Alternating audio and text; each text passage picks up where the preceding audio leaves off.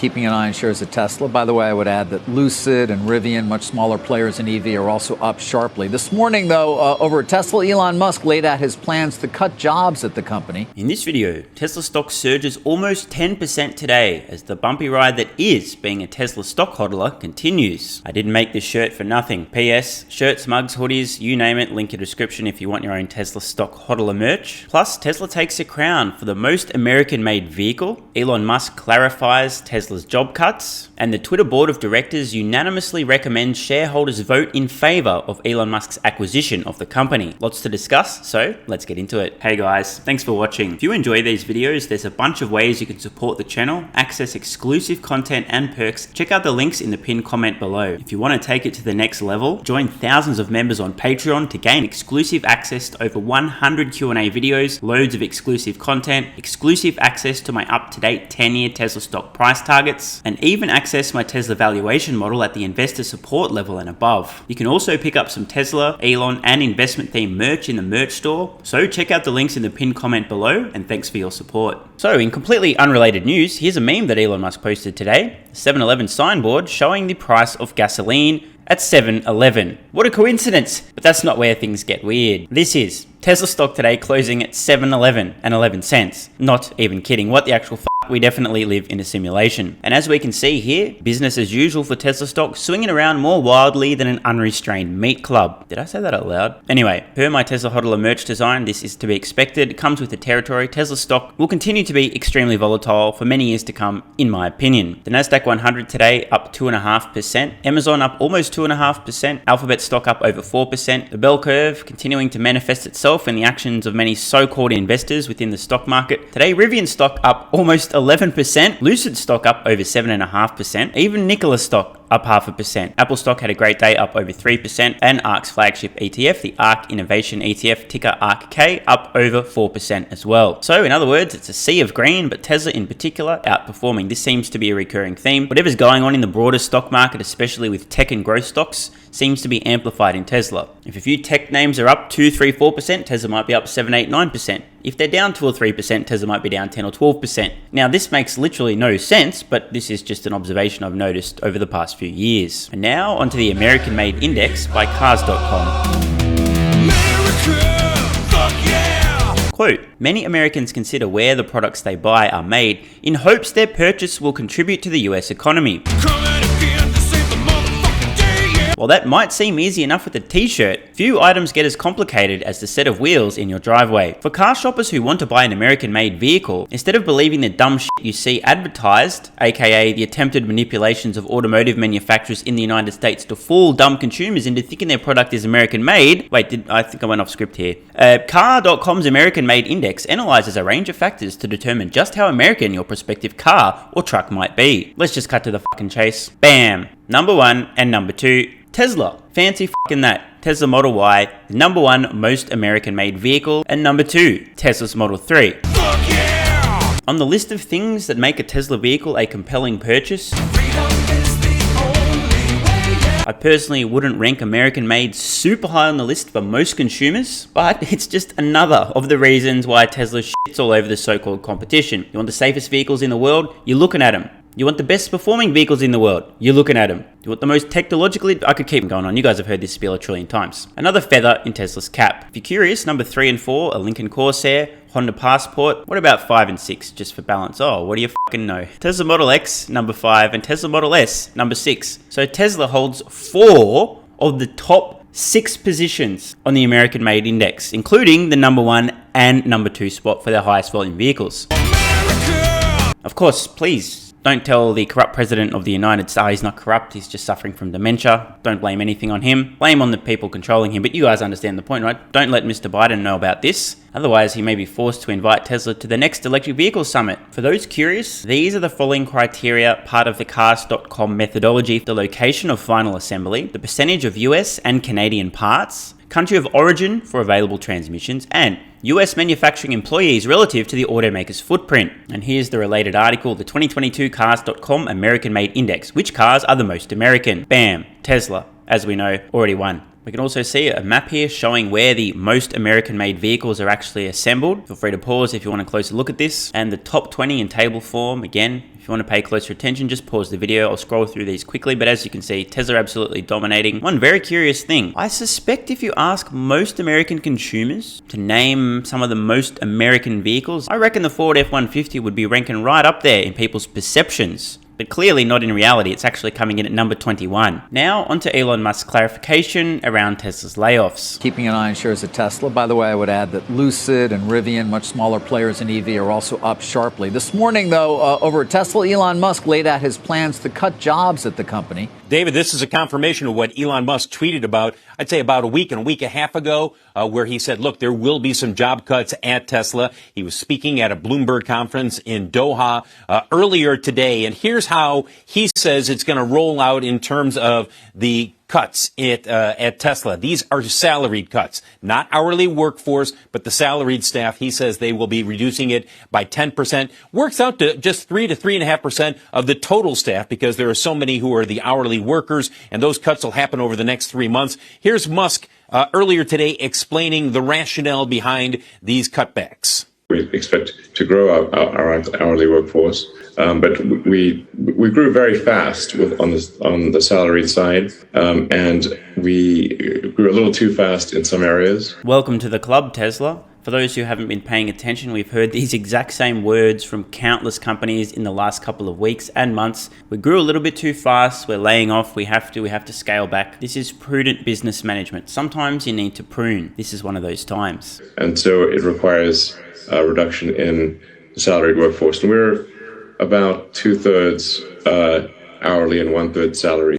That's the reason Tesla shares moving higher. This is going to be looked at as a prudent move to do on the salaried side. As you take a look at the annual deliveries running all the way through last year, remember that we will be getting their Q2 delivery numbers shortly after the end of the month, probably July 1st or 2nd. And when they come in, the expectation is that they will be a little bit down compared to Q1 because, of course, we saw the shutdown of the factory in Shanghai as they had COVID restrictions in that country. So the volume there is going to be restricted, and that's why the Q1 numbers or Q2 numbers will be down, or the expectation is that they will be down compared to Q1. One other thing to keep in mind, you heard Elon Musk talk about the overall growth. They do expect to grow total workforce over the next year. Remember, they're ramping up in Texas as well as in Berlin. And this is a company that is still in a growth mode, though on the white-collar side, he believes the prudent thing is to trim the staffing for now. And he was also asked today, guys, about the lawsuit that's been filed in California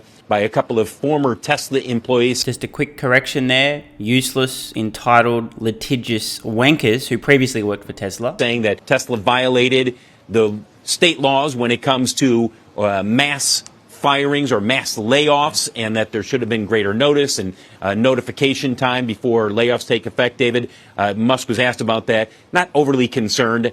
His belief is that whenever you have anything involving Tesla, it's going to get outsized attention in the headlines. And that was his response when asked about that lawsuit in California. Yeah, it was an interesting interview overall. Earlier, we used some excerpts, conversation about Twitter. Story for another day. But Phil, back to you on the salaried workers. I don't know if you know this, but I mean, how much did they increase? Do you know how much staffing over the last few years has gone up amongst this group? So we can put in perspective sort of this 3%, roughly 3% Yeah, I drop? don't have a total number, David. I don't have a total number. They have about 100,000 employees worldwide. So if you're cutting 3 to 3.5%, that means you're cutting anywhere between 3,000, 3,500, something like that in terms of the white-collar staff that is going to be cut back. But they have been growing aggressively, especially not just in terms like vehicle design, but they have so many software engineers. I mean, Tesla really is a software company. And as they have grown, it's only natural, David, that perhaps every once in a while you get a little too aggressive. And when you have the issues that you're facing worldwide right now in terms of costs and in terms of production, you trim it a little bit. It's not going to be the end of the world, and I wouldn't be surprised if they start adding back white-collar staff at some point in the future. This does not mean that these guys are cutting back permanently. Some fair points here from Phil LeBeau. It's definitely worth understanding. Tesla is one of the world's most resourceful companies, meaning they do more with less, including less employees. They're extremely lean and efficient. Many investors get the perception, oh shit, they're getting rid of jobs, that must mean they're slowing their growth down. Untrue. Tesla's still moving forward at top speed. It's just at this point in time, as Elon pointed out, they overshot a little bit, they hired a little bit too aggressively, they're just temporarily scaling back and getting things back in check. This is a good sign, this is competent leadership. We'll see more cuts like this in the future. You can count on it. And there'll be the same exact reasons. We overhired, we grew a little bit too fast in this area or that area. We're cutting back, yet at the same time, we're still going to be continuing to grow. So expect more announcements of layoffs in the future, minimal, 1% or 2 here and there. This is going to be a recurring theme. Tesla grows as fast as they possibly can, and every time they realize they've hired a little bit too much in this area or that, just time to trim or prune a little bit. And speaking of companies that need to prune, although in this case far more aggressively, I am of course talking about the incredible amount of dead weight at Twitter. Moving on to the Twitter board's unanimous decision to recommend that Twitter shareholders approve Elon Musk's acquisition bid. We're one incremental step closer to this deal closing, although I do suspect at a much lower price than the originally negotiated terms, based on the presumption that Elon's team will find compelling evidence suggesting that slightly more than 5% of Twitter's daily active monetizable users are bots. Here we are over on the New York Post website, quote, "Board unanimously approves Elon Musk's $44 billion Twitter takeover bid." Elon Musk moved one step closer to completing his $44 billion takeover on Twitter on Tuesday when the company's board of directors unanimously approved his buyout offer, according to an SEC filing. Shares of Twitter were up by just under 1% in the early morning hours on Tuesday, selling for slightly more than $38 per share, well below the $54.20 per share tender offer from Musk, which seems to suggest that the stock market either doubts this deal will close at all or doubts this deal will close at the originally agreed price. And I tend to agree, at least on the latter. I think the deal will close, but I think the price will be renegotiated. The regulatory filing comes just days after Musk held a virtual all-hands meeting with Twitter employees, the latest sign that the world's richest man is serious about following through on his acquisition plans. Last month, Musk said he was putting the deal on hold pending a review of Twitter's policies as it relates to bots and spam accounts. Musk threatened to cancel the deal unless Twitter offered definitive proof that less than 5% of its daily users are spam and bot accounts. In recent statements, Musk said he estimated that as much as 20% of Twitter's 229 million users are spam bots, 4 times the figure touted by the company. Keeping in mind, this is a figure that they have been submitting to the Securities and Exchange Commission. If it turns out that this figure is false and Elon can prove that it's higher, Twitter is in big fucking trouble, not just in terms of the deal closing and the deal price, but with the Securities and Exchange Commission. In effect, they would have committed securities fraud, or they can just say, "Oh, we're really dumb. Elon's smarter than us. That's how he saw the data that we already had and figured out there was more bots than we thought it was. It's a mistake.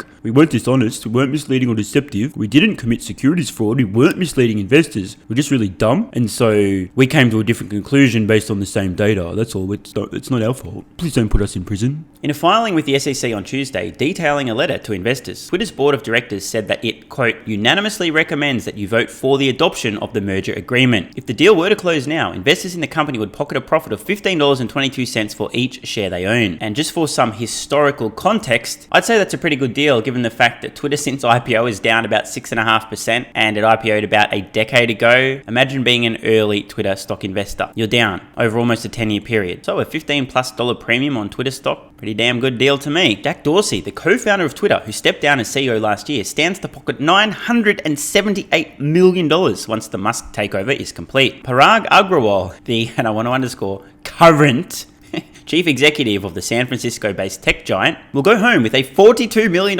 payday as a result of the transaction. So, in addition to Agrawal's $42 million, Twitter's CFO would go home with $25.5 million.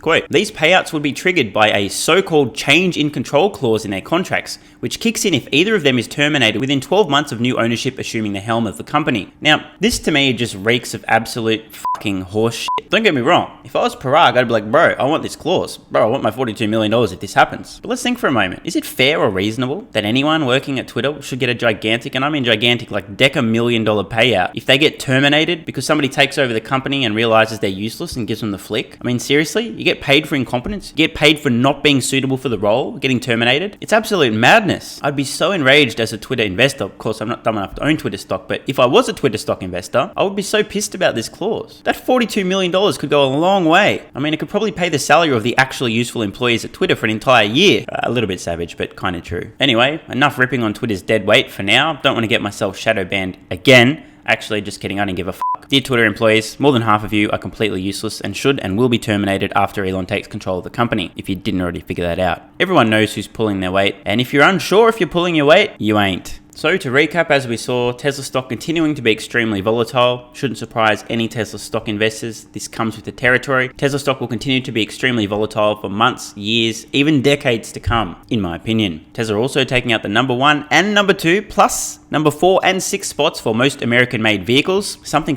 fuck yeah. Elon clarifying that Tesla's job cuts will actually only affect around 3 or 3.5% of the total company workforce. And Elon's takeover bid for Twitter inches closer to completion. I'm giving the deal about a 90% probability of closing at this point in time, but for a lower price than the originally negotiated amount. And a quick heads up, I've just posted a brand new Q&A exclusively on Patreon. If you're not already a member, click the card in the corner or the link in the pinned comment to join. You'll gain access to that, plus well over 100 exclusive pieces of content and loads of perks, including up-to-date access to my Tesla stock price targets out over the next decade in the bear case, the base case, the bull case, and the hyper bull case. So I'll see you over on Patreon. I'm Stephen Mark Ryan. This is Solving the Money Problem, and I love you all. Hey guys, thanks for watching. If you enjoy these videos, there's a bunch of ways you can support the channel, access exclusive content and perks, and get some free stocks and crypto. Check out the links in the pinned comment below. You can also pick up some Tesla, Elon, and investment themed merch in the merch store. If you want to take it to the next level, join thousands of members on Patreon to gain exclusive access to over 100 Q&A videos, loads of exclusive content,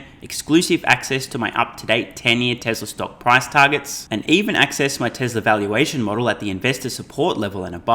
So check out the links in the pinned comment below, and thanks for your support. And if you're still watching, you're awesome. I read every single comment on this channel and I really appreciate your feedback. So if you've got any thoughts on today's video, questions, comments, or suggestions for a new video, let me know in the comments below. Check the cards on screen now to browse the merch store, join Patreon, or watch the next video.